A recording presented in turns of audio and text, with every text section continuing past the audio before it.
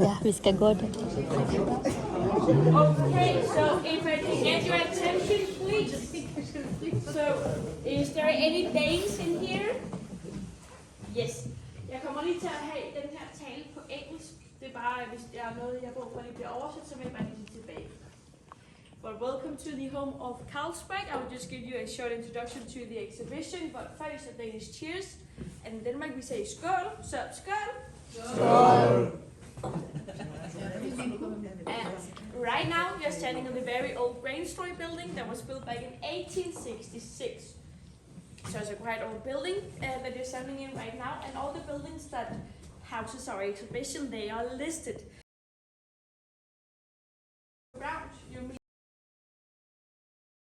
I'm the founder of this. Man who makes beer was enough. But there's a difference between a man who makes beer at home for himself and a man who brews thousands of barrels and bottles of beer for sale at home and abroad. I am such a man. This new kind of man who makes a product on a massive scale. Now, there are some who think they can run their companies for profit alone. But I believe that I have a duty to my nation. I must leave it better than I found it. Hundreds of people work for me. I have a duty to these men too. I must be a father to them. They must have pensions, for instance. But they have duties to the company in return. Everything we do in the making of our beer must be done according to our methods, because thousands of people drink our beer, and our beer must deliver the same pleasure every...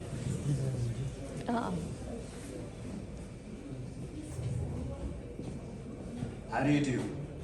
I am Carl Jacobsen, and I am the son of the founder, the Carl in Carlsberg. You will wonder, naturally, what it was like to have a father who was never satisfied. Never satisfied with his beer, and never satisfied, naturally enough, with his son. I too could always be better. When I was a boy, he gave me this gold watch. But he told me I could only wear it in public if my grades at school improved significantly. I understood. I couldn't rest upon his laurels. I worked harder at school. I was allowed the gold watch. But of course, there's always something else to be better at. Learn French, he said. Learn German. Speak English better. Visit English breweries, Bavarian breweries. Learn their methods. Learn this, do that, be better.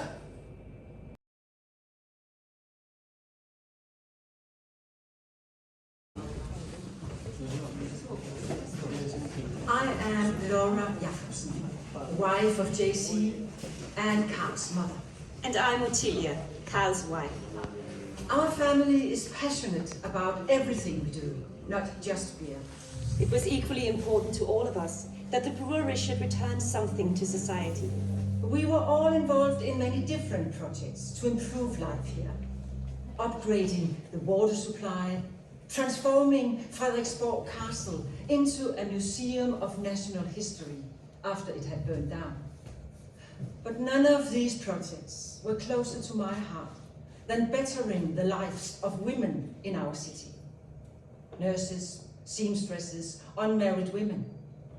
I established grants to improve their lives, to give them education and independence. Carl and I, with Laura's support, created the group to take for very similar reasons. We wanted the people of Copenhagen, whoever they were, to come and see all of the artworks we collected. Some old, some new, all of the highest quality. We wanted to bring joy and beauty into everyday life. Great beer is not our only legacy. You can see our work all around Copenhagen today. Improve and make it better. That's our family legacy.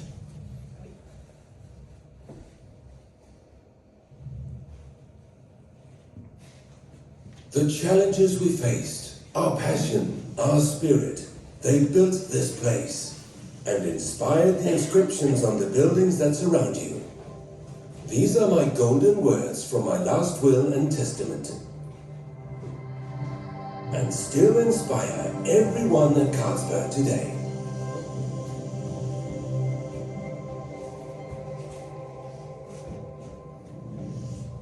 I now invite you to continue your journey upstairs to learn more about my golden words.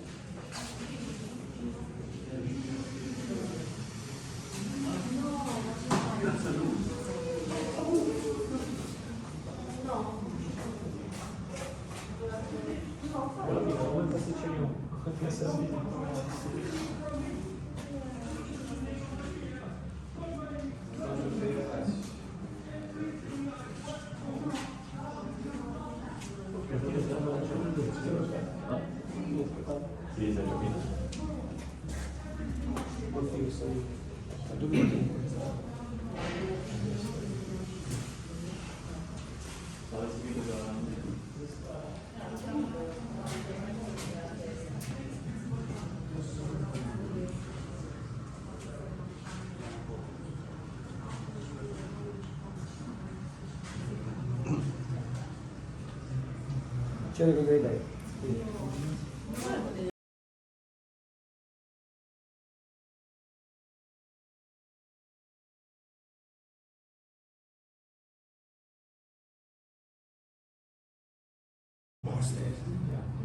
From him, I learned the power of science and understood it was the key to improving our beer making. Here is the young me,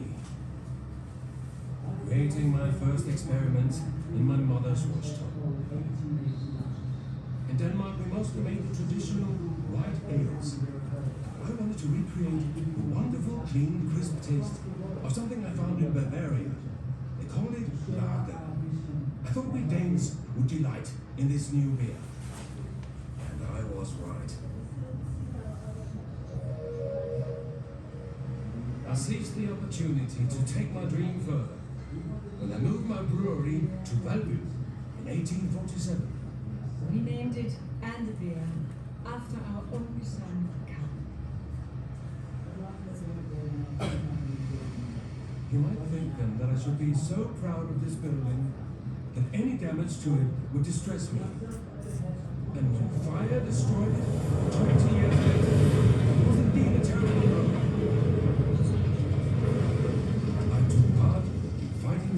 myself.